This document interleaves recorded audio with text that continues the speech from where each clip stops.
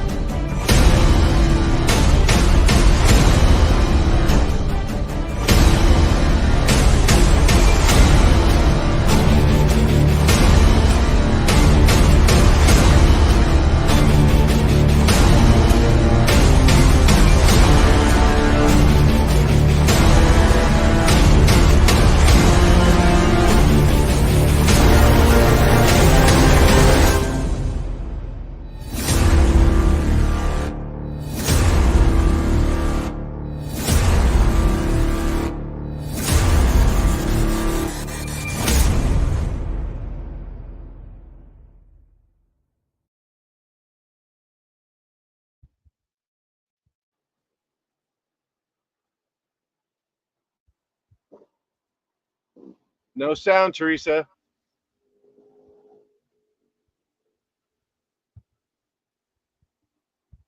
Okay, Brenda needs to come off the screen. Brad looks good right now. Thank you, Brenda. And no sound. Can you guys hear me? I can hear you, Brad. Good. Okay. You're still freezing up a little bit, but you look good. Teresa. You look good as far as the picture goes, but they're just for the future. The reception thing, it's hugely important. So the phone doesn't appear to be giving you what you need in this moment. Are they not out here? Because of where I'm at in the country of Colorado, there's no Wi-Fi here, and maybe we should have planned a different day, but anyway. If I was in Chicago, where I live, the reception most likely would have been better. Right. So TJ, where are you? What does that mean, TJ?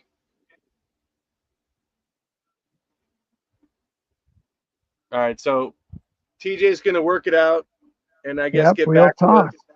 And so you and I are going to have a conversation, Brad, until TJ can join us. Yes. So, Mr. Brad Markus, this is the TJ3B Triangle. I'm your host, Bret Lueder, with co-host TJ Morris, who's having some technical difficulties. She will hopefully be with us shortly. There she is waving. She can hear us, but we can't hear her. Sounds like some spiritual thing. I don't know what's going on, but Mr. Brad Markus, you're a speaker at the upcoming Alien event, part of the 5D series of events in Las Vegas. Is coming October 17th through 20th at the Alexis Park Resort and Hotel in Las Vegas. And welcome to the show. First, thank you for your time. Thank you. I was looking at the roster of guests. This show has a lot of. It's a great show, and I was never familiar with it. I'll have to dig into the archives. Yeah, it's relatively new. I think this is episode 23 or 24. I'm going to have to go back and count. But yeah, we've had some really cool shows. And lately we've been highlighting speakers from the upcoming Alien event. And you are one of the speakers. How do you feel about my first, very good, because it's my first talk, and I feel like I'm going to try to make the best out of it. Okay, that's good. That's good. Good attitude. What are you going to be talking about? Also, Saeed David Barman has had some really unique speakers. For instance, it was the first time I really heard people talk about in-person secret space program. It's like was my initiation into that. So I will be talking about the Anunnaki, Sumerian gods, how they connect to the possible origins of humanity, and what is their role in the disclosure that's going on right now. Very interesting. I'm also going to touch on the connection between Anunnaki and Maria Orsic and the Bro Society. I may just touch on it a little bit, but that's one of the things that got me interested in Sumerian connection. Okay, so you kind of cut out there a little bit. So it was Maria Orsic and her connection to the Anunnaki. How is that again? That's one thing I'm going to talk about is Right. Maria Orsic and her connection to the Sumerian Anunnaki, because she said she was contacted by them. Okay. Okay. So it wasn't the aliens from Aldebaran. Yes. Like we hear about. Yeah. Yes, it was. But supposedly they have a connection because one of the languages they wrote to Maria was a Sumerian script. Yeah. Yes. So an old video called UFO Secrets of the Third Reich, which talked that's a about good that. one. That's a good one. I've watched it a few times. It's a classic for sure. Yes. Where the Nazi ship goes back in time and they make contact with the Sumerian culture and then bring some of that back. It was absolutely fascinating. One of the best documentaries I've seen ever studying UFOs. Yes. There's a lot of videos about that subject. So. Okay. All right. So give us just a little preview. What angle are you going at? Because I know I've studied Sasha Lesson and Janet Lesson. I've studied Sitchin. I'm actually a certified Sitchin scholar. There's a lot of angles to come at this. And the Anunnaki influence today. You can probably have been aspects because I've been studying Sitchin because he seemed to be the first one to interpret the cuneiform tablets as saying that the Anunnaki gods were extraterrestrial beings who settled here or who came and genetically affected humanity. Whether anybody else talked about that before, I don't know, but he seemed to be the first one to speak about that. So, right. I'm just kind of, it's more like, for me, talking about is more like talking about the possible scenarios, because I don't think it's written in stone. We don't really know 100%. So, and then there's currently people saying that either they're in touch with some of the Anunnaki, so that brings a different insight into what Zechariah Sitchin maybe says or said. So, right.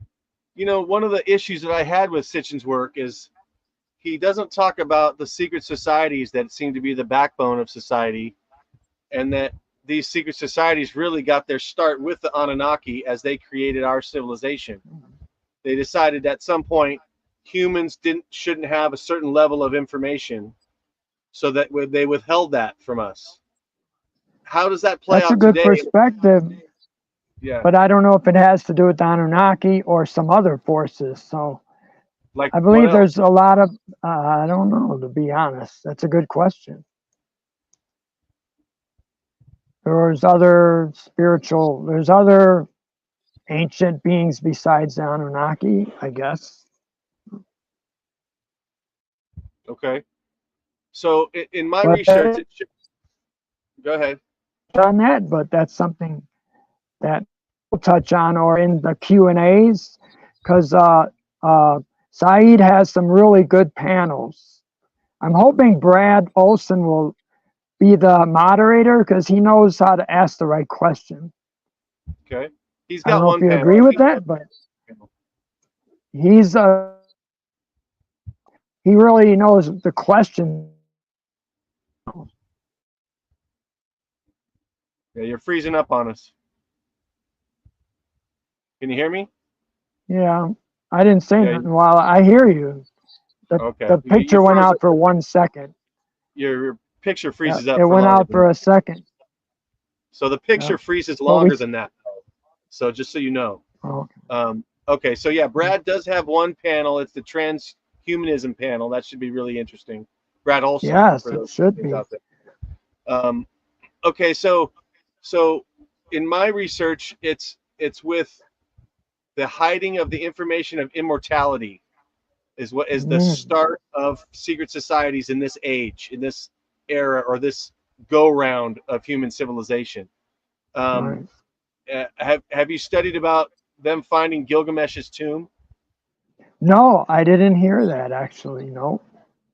Supposedly they found Gilgamesh's tomb inside, I think it was the Euphrates River. It dried up Wow. and exposed a catacomb of some kind, and they found Gilgamesh. Okay, that's a whole. You definitely got to look into that, and Yeah, well, we'll talk about that. In the last year, I'm just starting to research Mesopotamian subjects, and there's a lot of research, and there's a lot of things they haven't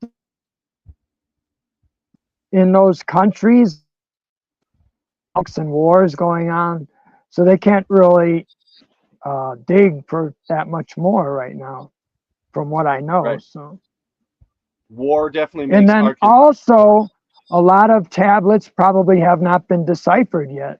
I bet in a lot of these museums, there's hundreds of tablets that haven't been deciphered yet. Right. It took a long time for them to do the ones that have been done. So.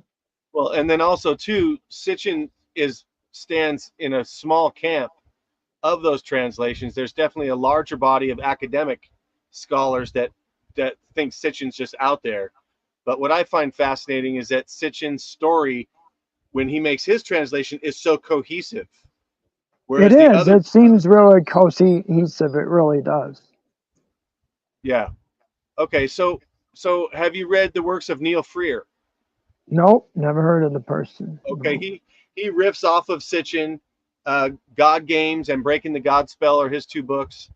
And it basically makes the case that the influence of the Anunnaki has been with us from the beginning, that our programming as a human species is based on Anunnaki input from 450,000 years ago, and that it affects our society in a number of different ways.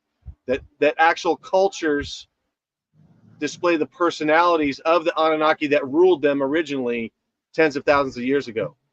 So what about the other pantheons of gods in other societies, and how does that connect to the Anunnaki story? Like in the South America gods, Central American gods, Egyptian gods, they all have like stories of creation myths. Even the Native Americans have creation myths.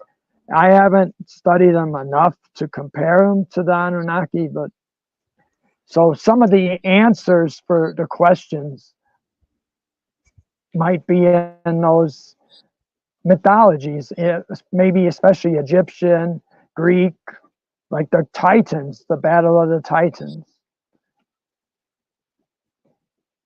Well, then what about Atlantis and Lemuria, the things that happened there? That's another thing to tie in. I probably won't deal with those things that much in the talk, with if I do more research. Okay. All right. Something funny is going on with the screen here, but I can see you down there. We go, back there. Okay. So how are the Anunnaki affecting our society today? Right. Well, I think they're not really as directly involved, even though there's a story that Enki came back to the Earth atmosphere or area or the solar system. But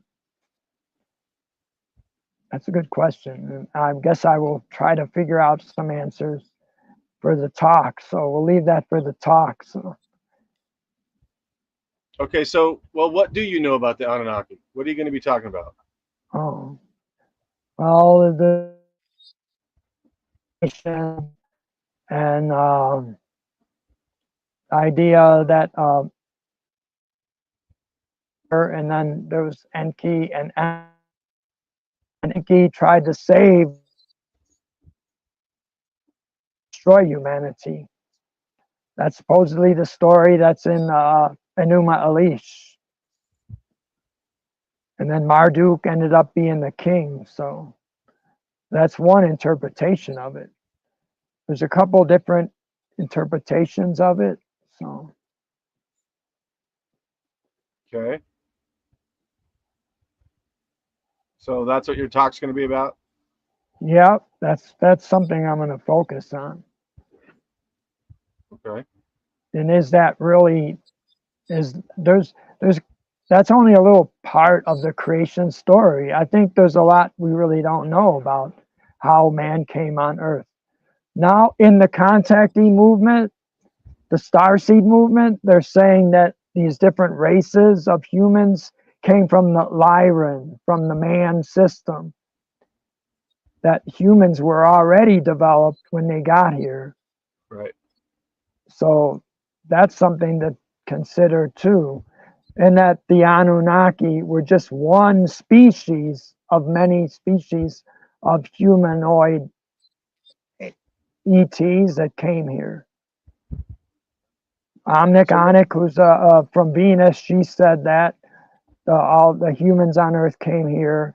Elena Danan has mentioned that other people who are contactees or have, say they're star seeds, they're saying that, okay, the Prism of Lyra, famous book by Lisa Royal Holt, she's one of the first people to talk about that galactic races came to Earth and settled here. Okay. All right. Well, so if more than one humanoid species came here and affected humanity other than the Anunnaki, how come Sitchin's only writing about the Anunnaki, do you think? Right, that's a good question. And that's why I don't consider that to be the only beings that, maybe he was only aware of that. Maybe he wasn't aware of these other other extraterrestrial beings. Maybe he didn't know about it a little bit. Also, when he started in the 70s, the people that said they were in touch with outer space beings were probably ostracized. I think that happened to Alex Collier because he started around that time, and he had a lot of trouble getting people to accept that he was an Andromedan contactee. I wish maybe we could, I don't know her, but there's Janet Sitchin is his niece, and she wrote some articles in one of the books I have at home, Anunnaki compilation.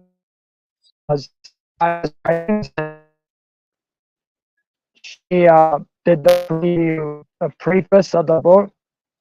She might why, Brad, have a better perspective. Listen, those last 4 sentences were all cut out. Oh, okay. We'll have to ask somebody that knew him, because I never met him, and I don't know a lot about his other perspective other than what he wrote about the Sumerian gods and Anunnaki. So, right. I know he tried to tie it in with the Bible. It seemed like in the end he kind of was saying, he was kind of validating some of the biblical statements. I guess because he grew up in those areas. Isn't he from the Middle East somewhere, his ancestry? Yes. Yeah. Yeah. Yeah, I've tried to talk with Jan Sitchin. She seemed really nice by email, but she didn't want to get controversial at all. She just wanted to talk about her uncle's work. Yes. And didn't, because there's detractors like Dr. Michael Heiser has a website called sitchiniswrong.com. Wow. And I think itself, it's controversial. And the one thing I took away from the Sitchin material was that this needs to be studied more, because his translations come through in a coherent story that explains a lot of stuff. They do. They do. They really do. I agree.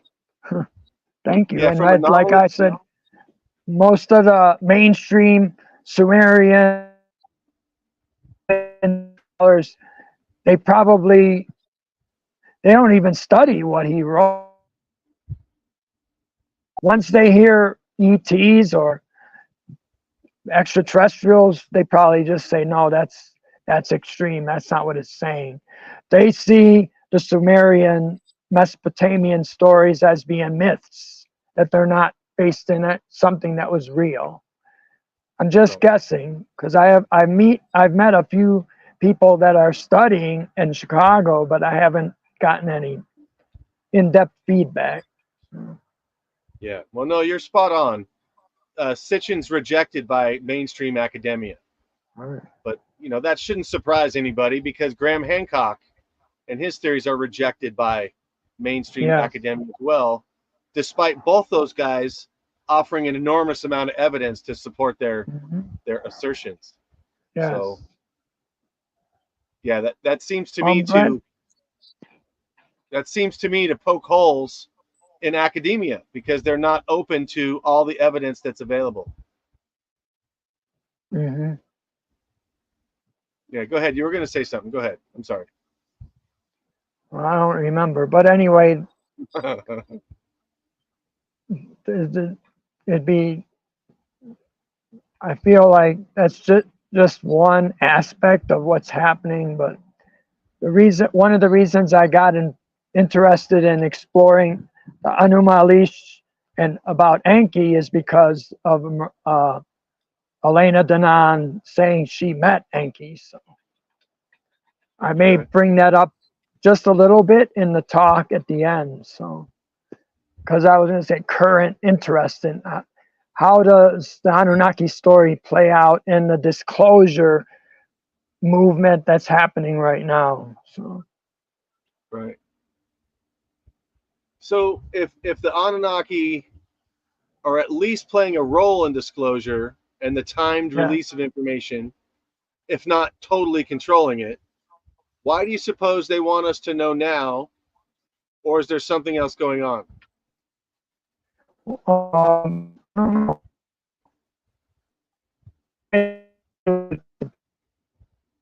Was playing a role against humans, and there's a story that he went on trial and he was banished to a prison planet. Brad, that whole intro was just cut out. So you could hear fuzzy stuff, but we couldn't really hear what you were saying. Could you start over, please? There's a story that Enlil went on trial, so for whatever happened on Earth to keep humanity enslaved. So, and then he was banished to a prison planet. Who was banished to a prison planet? Enlil. Okay. That's Ea or Enki's brother. Right. And the story is that his mother was part reptilian, and that's why he was different than Ea or Enki, who was not part reptilian. Okay. I'm guessing that, and then supposedly reptilian influence has hampered humanity over time, but we are being liberated, which we should have been a long time ago, I guess. So we're being liberated. We're giving a chance to become our potential, which has been going on Earth for a long time. People realizing that they're conscious and that they don't have to be enslaved to the system. Okay, so who enslaved humanity and who's trying to free us? Good question. Well, one scenario is that Enlil was, but it may have been other forces involved. I don't know. All right. I think all the starseed races are trying to help us get free. Pleiadians, Arcturians, Andromedans. There's a few other extraterrestrial races. The Telosians, Selosians. To me, it connects with the Ascended Man. It's not taught a lot in the disclosure movement, but Well, let's talk about ascended masters. The ascended master teach. Yeah.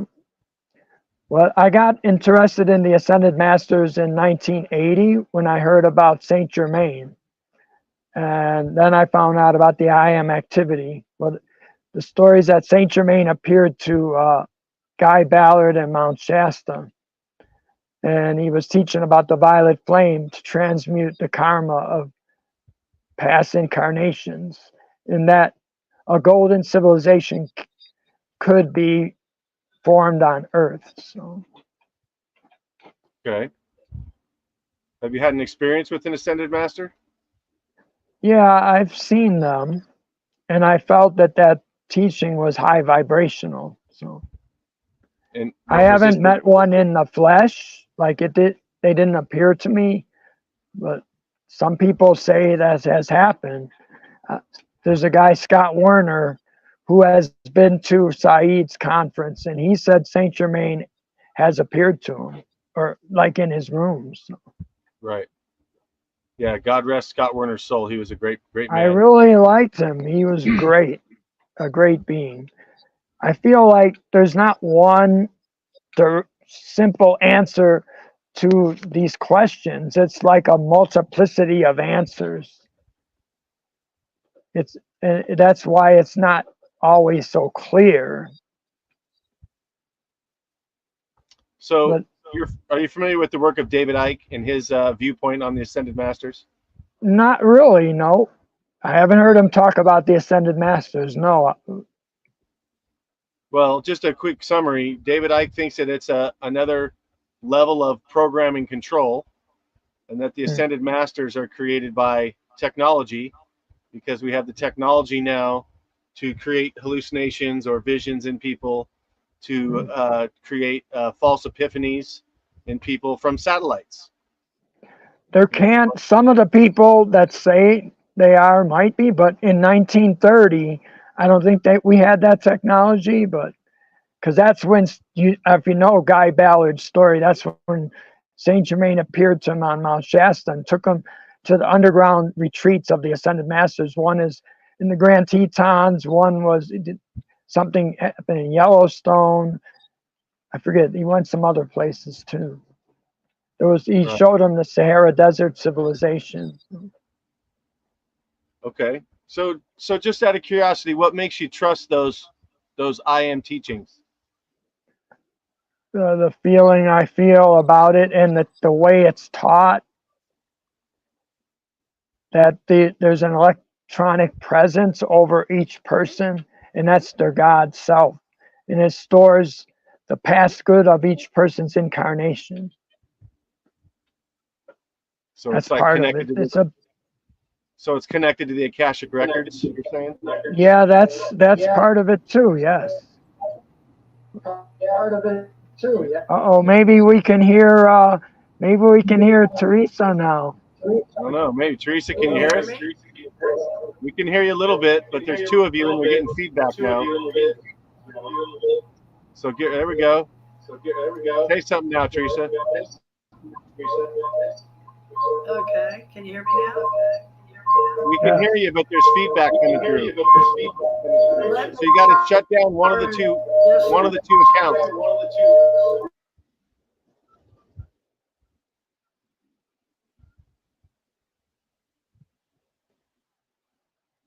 No, I don't hear her.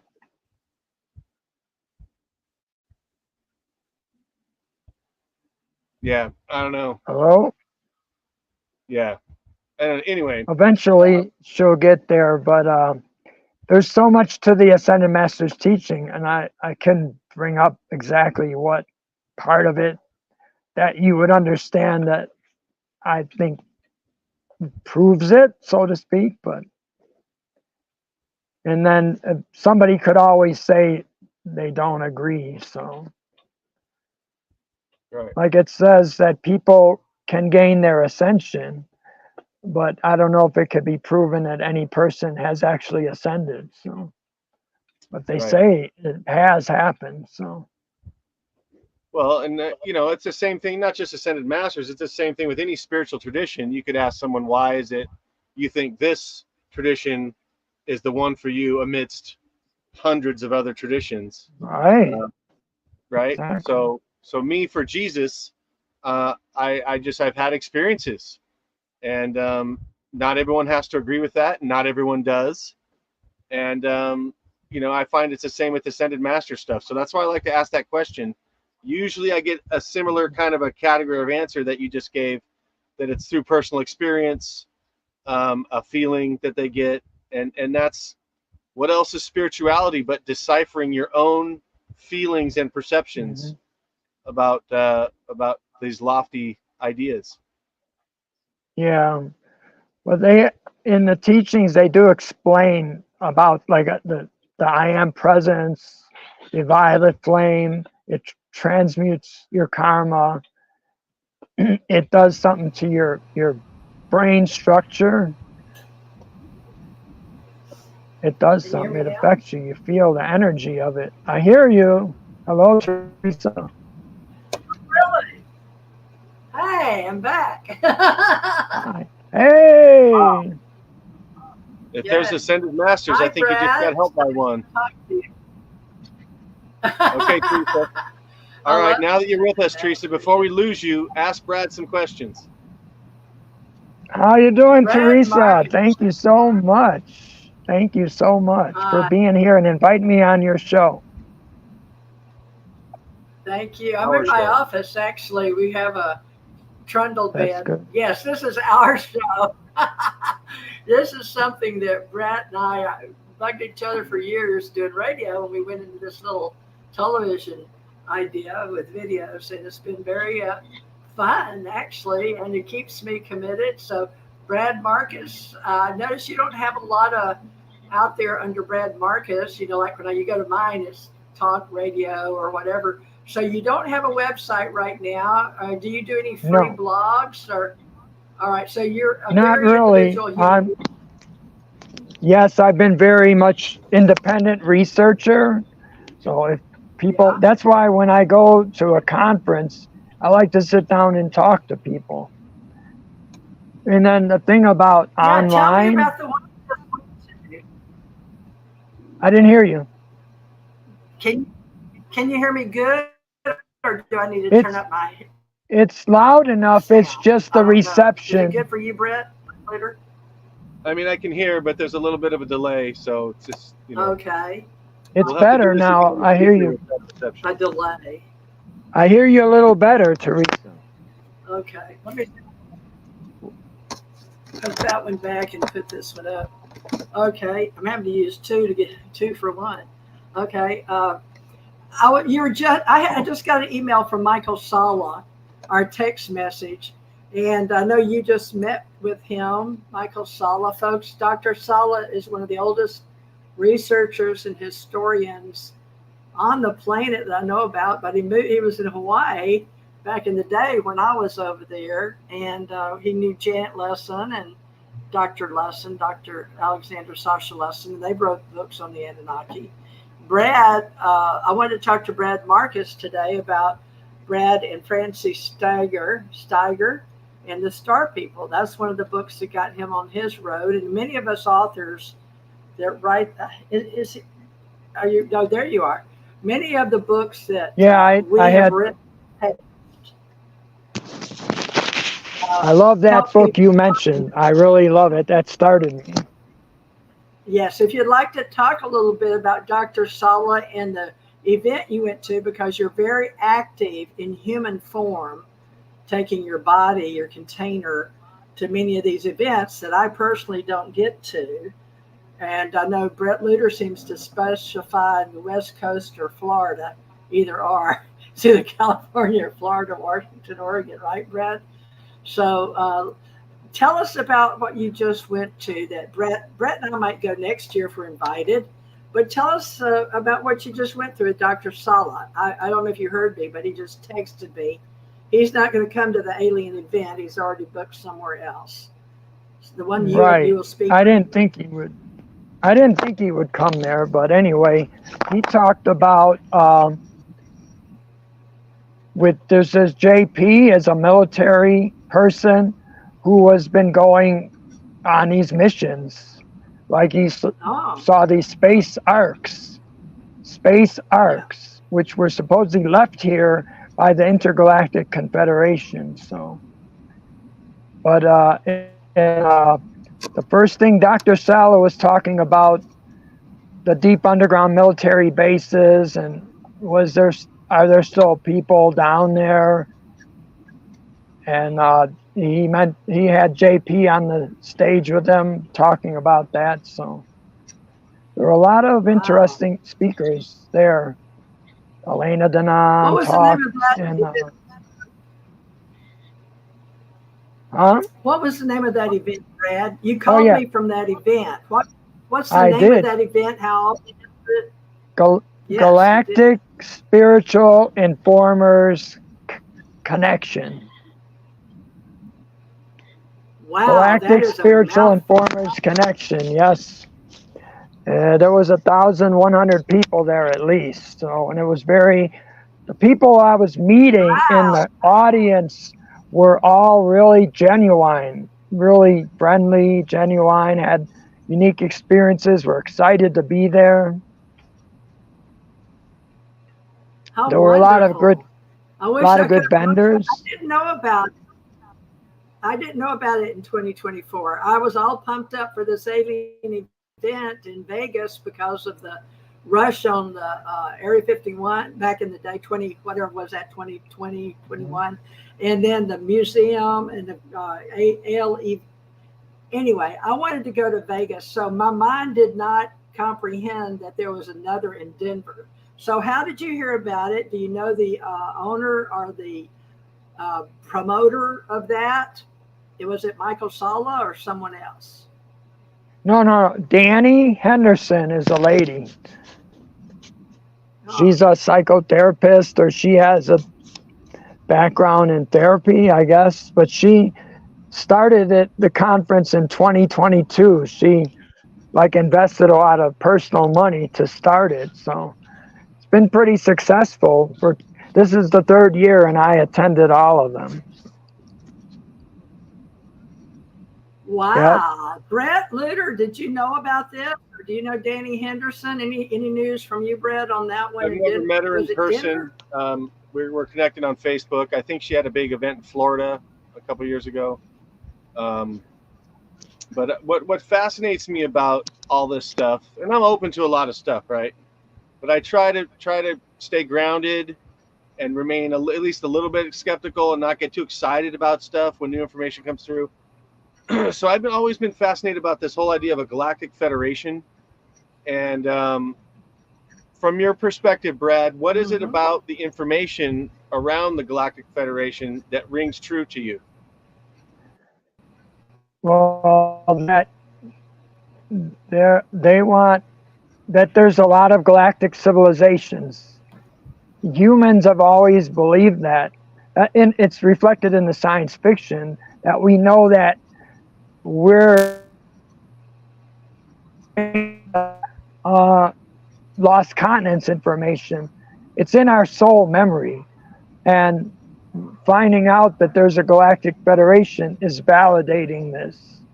Even though we can't see all that physical evidence, most people on Earth don't. Some people do. And that the idea of the Galactic Federation is not that there's one pure race or one pure people.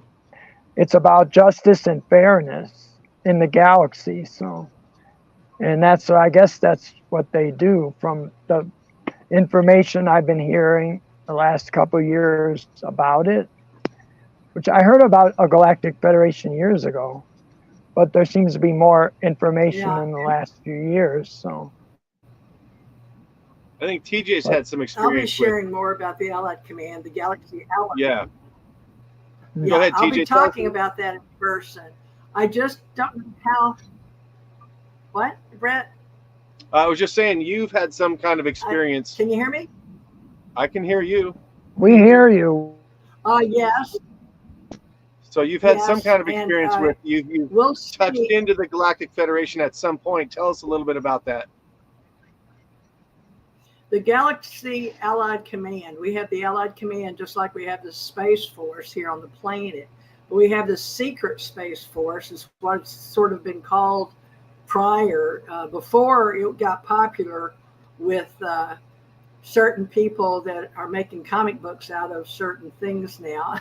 Our movies and Hollywood took off on the UFO industry, but before they separated the industry into the UFO and UAP government stuff, we had everybody was just learning without the internet. So we had the A field in science, the Akashic field in spirituality or in metaphysics, and esoterics, etc. And so what's happened is those of us that have all been able to work on our consciousness and work out our hurts and pains and fears over the last 30 or 40 years, at least since I got into it in the 80s, we all had to mature, and everybody's on their own individual path. And we started reading a lot of books of people that were like us, including you, Brad and Bret. I know you are very learned about many authors. And Brad Steiger helped a lot of people get on the star people. And his later book with his second wife, not Francie, but I forgot her name, Karen Angela. You know what's his wife's second name? They have another book. Sherry Steiger, okay, right? Sherry. That's right. Sherry. Now they put in their books about abductions, encounters, and star beings or star beings. And I consider myself a consciousness with the Ascended Masters, but we use gold beings with those that came from Atlantis and Mu, and all these soul tape DNA memories in our telomeres and coding that some of us still have in our bodies and in our DNA. So once we get past our human, through our human family and our hurts and pains and healing those and finding where the pain is and fixing it, they call it theta healing, and a lot of people are into that. You're working on your beta, alpha, theta, delta, gamma consciousness, then you reach the sixth sense or the Tao or TAU energy.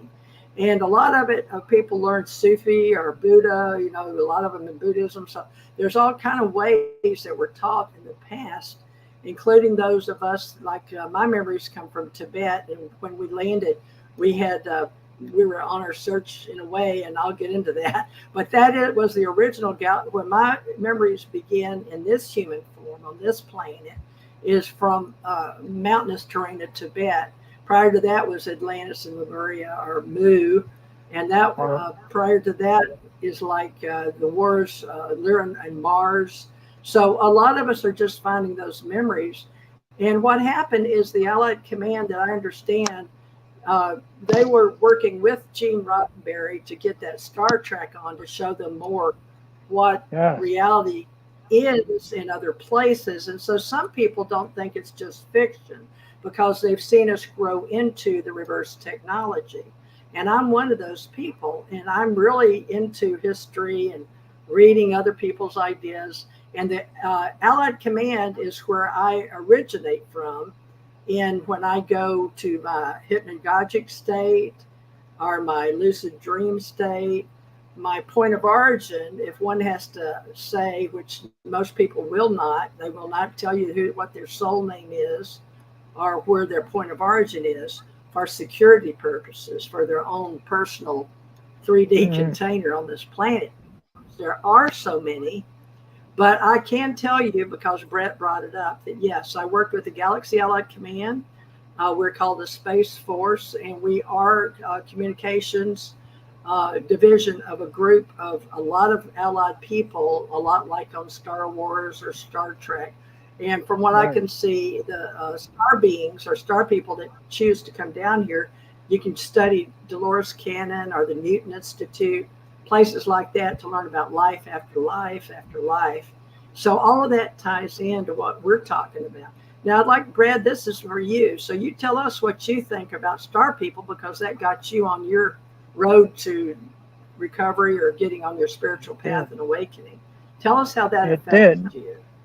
Oh, yeah, because Francie had a guide, I'm trying to remember his name, and the guide appeared to her when she was like 5 years old and said, like another Christ child you will be. And this being was like, would help her out. And she would get messages from the being about the star seeds. And the being was telling her star seeds are genetically related to extraterrestrial races.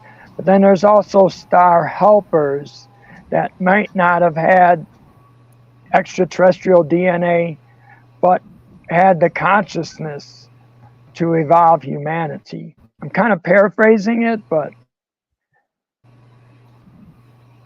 I have to find that interview of Francie, because she talks about, she also mentioned in her interview how the TV and radio was preparing people to accept the star people coming here.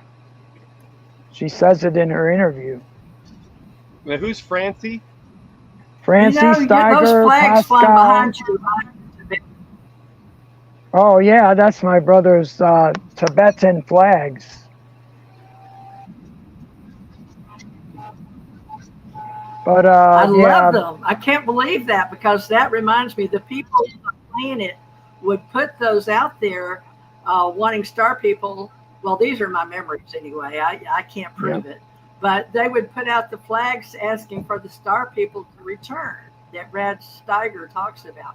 And also, I don't know if you ever read Alien Interview, but that is not all fiction. The Alien Interview with Ariel. And so my memories all come back from a time when I come on the planet, but then I get to meet my family from space, and then learning how to be on the planet in a human container, human family. Teresa, so I love I'm going to talk about in the AM. Your experiences really resonate with me, Teresa. I'm serious. Oh, thank you. Really? I really mean that. Well, maybe we're kindred spirits, who knows? Yes, we probably, no, look, a lot of people have incarnated like in different star systems at different times. I believe that. So I probably have, Telos is the, I don't know if you know, Telos is the underground civilization under Mount Shasta. So I was there recently, and I had an experience like they were communicating with me. I went with there's a group called Telos Lemuria. Wow. Well, we did with ESP. We Telos Lemuria, they're from Israel. They live in Israel, but they're connected. They get messages from Adama, who is one of the people that lives under in Telos. Ayelet Siegel. Very old. I was able to connect with them the first day I got to Mount Shasta, and we did a meditation, and I felt like an emotional release. So it was a profound experience. So I believe one of my galactic back origins is Telos, which is it's from Alpha Centaurian. It's Alpha Centaurian. I feel like when I'm you have memories in your brain. Yeah, maybe. I know when you talk to 3D science, it loses its flavor, doesn't it? Science loses a lot of the flavor when it comes to spirituality. We're trying to talk about something. It's about like talking about this. You know, this is a tube of the guy you were talking to me about, Jesse Marcel. You know, and this is one of those pieces that's inside the tube. But you know, when you're talking about physical reality of a spacecraft who's going to believe that? So this is a replica, right? It's not the original, but at least we have one now. Well, so, supposedly Billy Meyer had some pieces of spacecrafts. That's what I heard. Some other people have had evidence, and a lot of times it seems like the evidence got lost or something happened to the people. People that have been contactees have had some issues with their life, and a lot of them have been targeted. I really believe that. Well, you know a lot. You have the strength of wisdom of knowing your inner knowing and then making it known. It's very brave of you to come out, considering you've been a long researcher historian. Yeah, Thank you. Yes, it's very brave of you to come out. I'd like to know more about your brother-in-law's flags, please. Can you explain those to me? Because that's very much resonating with me. They're Tibetan prayer flags. That's all I can tell you right now. Tibetan Buddhism. And one of the speakers at Alien event is going to do his whole presentation about Buddhist mysticism. I don't know his name, but I'm looking forward to his talk. Because I'm also have done some research on, I've done some research on Helena Blavatsky. She wrote the book, The Secret Doctrine. Wow. I love her. Yep, yes. Me too. So I love her. I don't know if I'll cover that in my talk. Maybe I can touch on that briefly. Oh, you should. Just sure. If no one else is, why not? Just bring up a few people historically, esoterically, metaphysically. You know, because Bret is an esoteric guide. Yeah. He's going to bring up everything, I believe, cover just Bret, Lueder, tell us real quick about yours, because we're probably going to be going over time. Since I'm glad Brad, we can have you back, and we'll yes, I would like to come back and talk about, he's in the mountains. I'd like to talk about I'd like to talk about more subjects, I guess, and but I was going to say Elena Danan's material, and she's brave. She's gone through some really when she was going to publish her book, somebody contacted her and wanted her to sign a non-disclosure statement, but she said no. I'm gonna share this. It's very important. So. And then at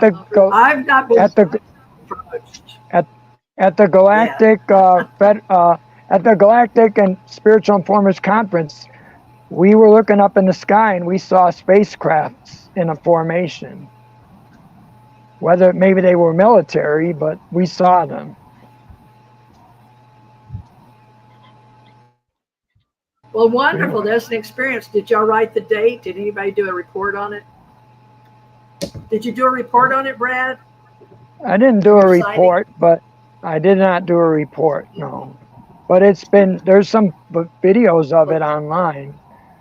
And the report is that Elena Danan said she contacted Thorhan and he arranged for the Earth Alliance or the Galactic Federation or both to have crafts appear, and they did.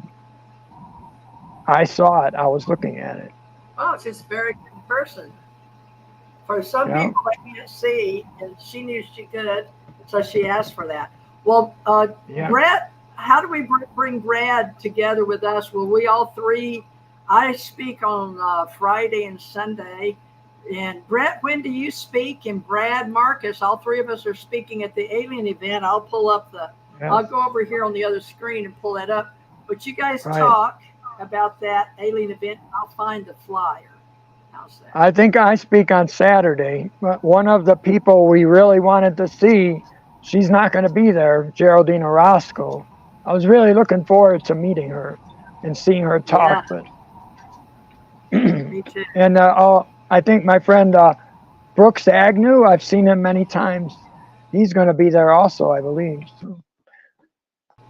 Yeah, I always appreciate watching Brooks speak. He's one of a kind. Yes, he is. I watch his videos on Wednesdays or Sundays. Not lately, but I usually watch them. His radio show you're referring to? Yeah, but it's a video. Oh, I'm sorry. Whatever he calls it. That poster. Yeah. I was trying to clean up and get online. And I deleted that. You're like 8 or 9 in the morning or something, Brad, on Saturday? Right. I think it's 9 or 9:30. It's early. I don't know the time. I should look it up again. Okay. I'll do my best to get up that early. I've been up late trying to finish my third book, and seems like the quieter it gets after 10 p.m. is when the magic happens. So That's right. I agree. I need to start writing my books. I have some. There's a jazz musician I like named Sun Ra, and he said he was from outer space. So I'm writing something about him. So I have probably about 50 pages written, handwritten about Sun Ra. So I have a lot of projects that I want to work on. So when you do an interview, what TJ? Well, did they give you, Brad, a form of or an affidavit stating you can use their story in your book, or how do you get releases on these people's stories? I haven't done any of that yet. I haven't done. You're going to put it. You can write about whoever. You don't need a release. Bret can tell you about that. Well, I mean, I don't get releases from anybody. Oh, you don't have. You just write about people, and you make it truthful. But you just credit your sources in the back. You credit your sources, and then you make your case, whatever point you're trying to make, and then they're welcome to refute it, whoever it is. Right? And so, in journalism, what you like to do is, if you're writing something controversial about somebody, you want to write it, and then before you publish it, you want to let them see I didn't know how that was done. and then give them a chance to respond to it before you publish it. And that's in journalism, that's considered fair. Yeah, two sides of the truth, right? You try to get everything and let people know, okay, I'm going to write all this about you. But usually if it's a public figure, but somebody like Brad, you've been a personal, you don't have a website, you're not out there and social media a lot. So would you say that this 2024 speaking engagement will put you on the map, so to speak, in the alien ET UFO community? Maybe I'm not looking to be real famous, but I want to validate that extraterrestrials are real and are in touch with humanity right now. That's what I want people to believe. And that humanity is going to develop their ascension, so to speak. If that's and well, maybe you and I should have I get from you a download that we should have a spiritual circle and bring you to that point where you walk us through something. I don't know what that's going to be, Brad. But I like the that. Thing you're is, getting a way about you that will bring people together. So yeah, I had a lot of people at the conferences I go to. They like talking to me, or they feel my energy. So it's about energy. That's what it is. It's a law in the Ascended Masters teaching. They talk about the law of vibration and energy. So in the violet flame and the golden liquid light is the healing. We should do that. We should spin some ribbons of color and have and that's it's the source consciousness. Source consciousness. That's what we got to do. It's like supreme love. Well, a love people supreme, are tuning into as the John consciousness, Coltrane the higher said. consciousness, and the cosmos expansion. All right, I'm going to let you guys have the last words. We're approaching an hour in just a couple of minutes, and so I apologize to everybody because you couldn't hear me. I really thoroughly enjoyed not talking. I loved it. I learned so much. When you don't talk, you hear. So I'm going to go back and listen to this because I loved hearing Bret ask questions, and I loved Brad, you giving responses, and the two of you really clicked. So I actually may consider just turning the show over to Bret or whoever is going to be co-host and let them, because I really enjoyed it. And I can come on the last 30 minutes and Bret can let me ask questions or whatever from what I heard. But I'm really hard of hearing. So Brad, we could do maybe it was godsend. Maybe it was the Ascension Masters. Who knows, Brad? All I know is I feel a connection with you. I look forward to speaking. I really do. I hope you, me, and Bret can find time, maybe with a few others, to make a circle. And Bret doesn't know what I do either. So he's going to be introduced to the Ascensions center circle for the first time that I've taught 30, 40 years. So I'll invite you to that too, Brad. It'll be fun. All right, I'm going to turn it over to you. You guys close it out, and I'll play while the music will come on in a few minutes. Anything you want to plug? Any final words, Brad? Well, yeah, we're going to be at Alien Event. Other people contact with you, Brad. Give Saeed, let's give Saeed even your event. You know, there's a lot of events going on, but yours has a unique flavor because you bring some people that other people don't have. Especially in the Biomed Expo, there's all kind of like inventions and healing modalities. So we're gonna try to make it. We're gonna make it the best we can make it. So even though I really enjoyed the Galactic Spiritual Informers Conference, I'm going to shout out to Dan Henderson for making it it was a very heartfelt event. And shout out to Landon for very inspiring. And thanks to thank you, Bret, for connecting us all too. Okay. I've said what I want to say. That last part. So, all right. Well, Brad, it's been a pleasure talking with you. We'll do it next time in a place where we can get really good reception, so we can hear everything you're saying. But we got some really good information and conversation through this. So we are glad to have you on the show. I look forward to seeing you in Las Vegas in 2 weeks at the Alien Event. That's alienevent.com. October 17th through 20th at the Alexis Park Resort and Hotel in Las Vegas. There's still tickets available, people, so come on down, and we hope to see y'all out there. Yep, TJ's I'm gonna have to have Brad. Maybe. Yep. What is it? No. That's it. Those are Alien Event 3 posters. Yeah, those are actually canvases, like oil canvases, replicas. Oh yeah, I of do the see posters that. Yeah, Bret's maybe somebody got could in the second poster. Maybe somebody could bring a poster of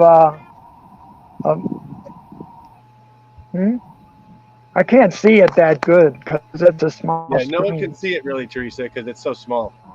So, but just trust us, it's going to be okay. So he checked out. All right, so that does it for this episode of the TJ3B Triangle. Thank you all for tuning in, and happy cosmic traveling to everybody. We'll see you next time.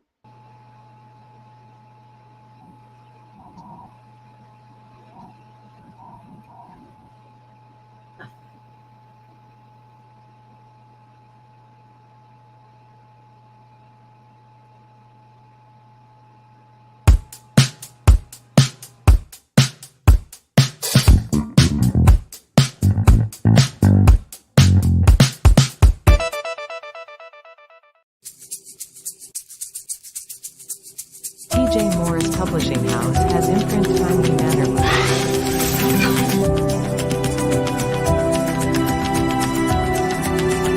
TJ Morris Agency. Entertainment Consciousness.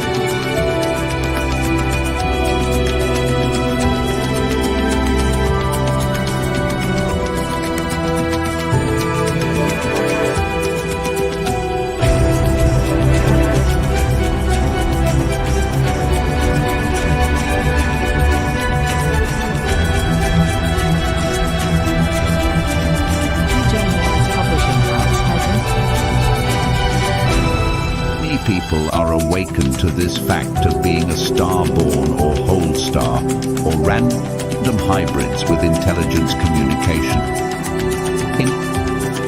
Intelligence communication is a part of our cosmos ETAI reverse engineering, AERE for an acronym. We are learning how to communicate our field conditions on Earth. I identify as an ET or hybrid from another place in space. My thoughts feel a place in space above me. I am